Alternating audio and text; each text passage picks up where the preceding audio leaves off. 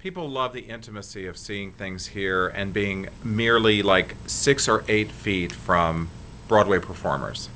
They they're able to interact with the performers. They're really able to experience theater in a whole different way. It's kind of like watching a film, close-ups on a film, but it's musical theater. Or Also, it's I was going to just go say, ahead. don't mean to Yep. interrupt, but people love the fact that they come in and there are only 48 seats in here, so they may see somebody they know and they feel comfortable enough to get up, and it's like being in your living room. It Living is. room theater. It is. It So you is. have a lot of Broadway folks stopping here, helping you, being in this intimate space? We do. We have all of our designers come from New York City, and they design beautiful, beautiful sets for here. And one thing of the things that they like is that the sets can be very, very detailed here because you're so close you can see everything.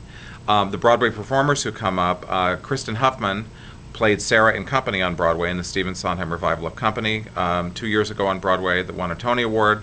And the next year she did the last 5 years for us here, and last year she did a show called Pete and Keeley for us here.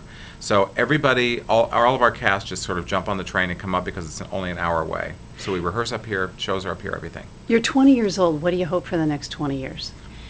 We hope to be... To stay alive. Well, there is that. I mean, there's something about, having been here now for 20 years, I think we've really established an artistic vision.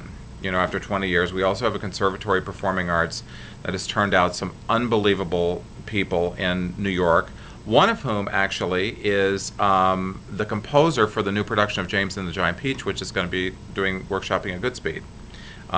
He won a Jonathan Larson Award as a musical theater composer. He started here when he was 6. So we also have that sort of legacy happening here as well. So I think as we look forward into the next 20 years, we want to be able to expand our programming. We're looking to broaden our reach a little bit, maybe get into a little bit of a larger space, but we love this whole three-quarter thrust sort of environment.